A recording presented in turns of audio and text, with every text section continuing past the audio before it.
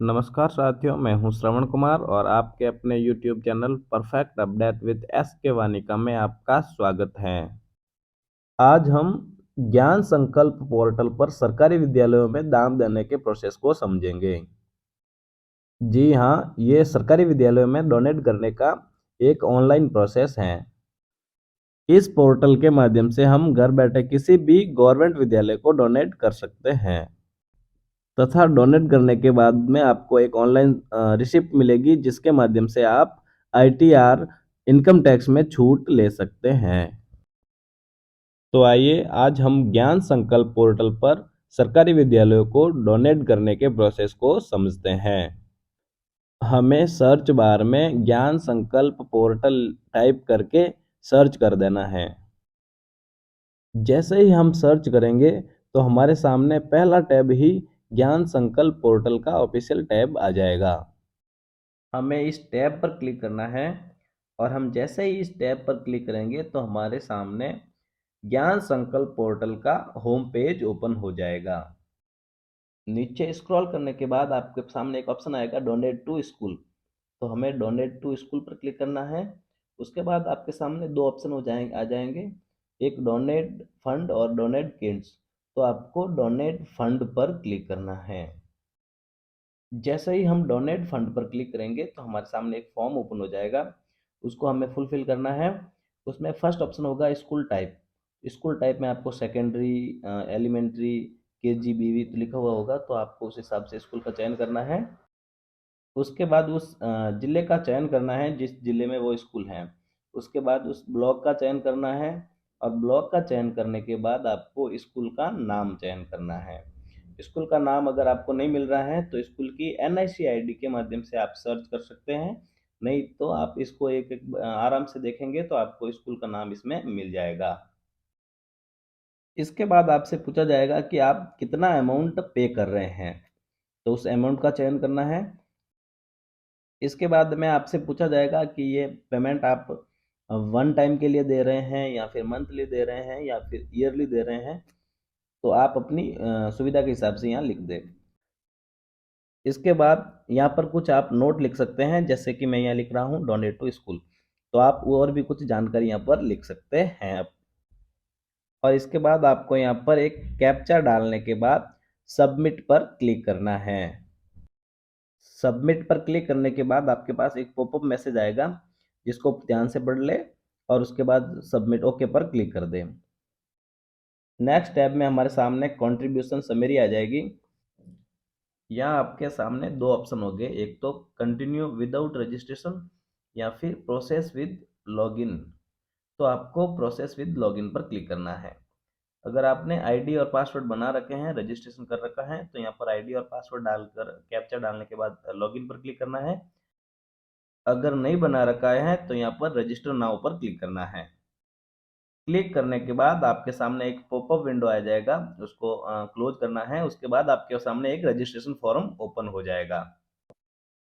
यहाँ पर आपको अपनी सामान्य जानकारी सबमिट करनी है। सबसे पहले अपना नाम लिखना है। उसके बाद अपने मोबाइल नंबर लिखने हैं।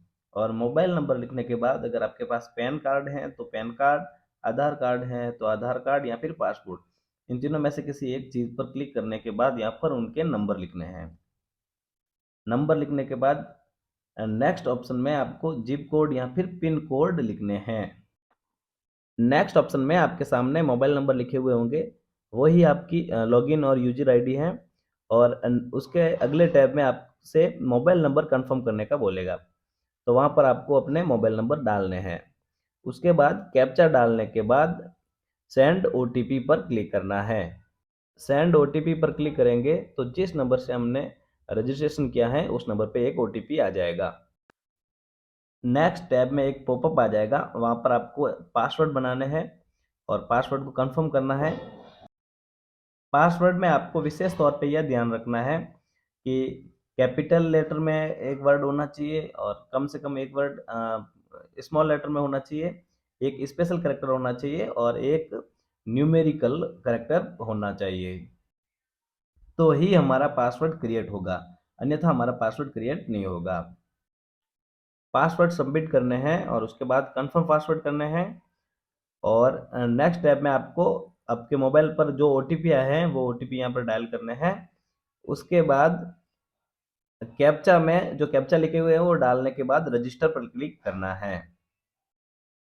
जैसे ही रजिस्टर पर क्लिक करेंगे तो हमारे सामने एक पॉपअप मैसेज आ जाएगा कि आपका रजिस्ट्रेशन सक्सेसफुल हो चुका है।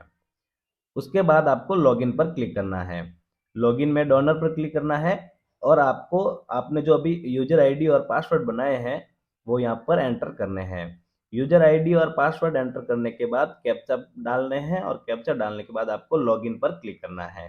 तो जैसे ही हम लॉगिन पर क्लिक करेंगे तो हमारी आईडी लॉगिन हो जाएगी और आपसे पूछा जाएगा एक फोटो का चयन करना है। अगर आप फोटो यहाँ पर डालने चाहते हैं अपना तो फोटो का चयन कर दें, अन्यथा आप क्लोज कर सकते हैं। आईडी पासवर्ड लॉगिन होने के बाद आपका नाम, आपके मोबाइल नंबर और आपके पैन कार्ड यहाँ पर दिखाई देंगे। इसके बाद वापस आईडी को नीचे स्क्रॉल करने के बाद आपको यहाँ पर डोनेट टू स्कूल पर क्लिक करना है। उसके बाद वापस यहाँ पर डोनेट फंड पर क्लिक करना है। हम जैसे ही डोनेट फंड पर क्लिक करेंगे तो आपके सामने एक वो वैसे ही वापस फॉर्म ओपन हो जाएगा। वहाँ पर आपको स्कूल का चयन करना है। उसके बाद स्कूल किस जिले में है उस जिले का चयन करना है और स्कूल किस ब्लॉक में है उस ब्लॉक का चयन करना है। उसके बाद उस स्कूल का चयन करना है। तो आपके ब्लॉक में जितनी स्कूल होगी वो स्कूलें आ जाएगी। अगर आप चाहते हैं तो आराम से देख देख के उस स्कूल का चयन कर ले, अन्यथा स्कूल की एनआईसी आईडी, स्कूल की साला दर्पण आईडी आप यहाँ पर टाइप करेंगे तो उस स्कूल का नाम यहाँ पर आ जाएगा। उसके बाद वापस यहाँ पर आपको यहाँ अमाउंट का टाइप करना है कि कितना अमाउंट यहाँ पर आप डोनेट कर रहे हैं। उसके बाद डोनेट टाइप पर आपको वन टाइम, मंथली, यहाँ पर ईयरली पर क्लिक करना है। अगर आप ईयरली डोनेट करना चाहते हैं तो ईयरली पर क्लिक करना है या फिर मंथली डोनेट करना चाहते हैं तो मंथली पर क्लिक करना है। इसके बाद कैप्चा डालकर आपको सबमिट पर क्लिक करना है। जैसे ही हम सबमिट पर क्लिक करेंगे तो हमारे सामने एक पॉपअप विंडो ओपन हो जाएगा। उसे कंफर्म करना है और जैसे ही हम कंफर्म पर क्लिक करेंगे तो हमारे सामने पेमेंट करने का मोड ओपन हो जाएगा।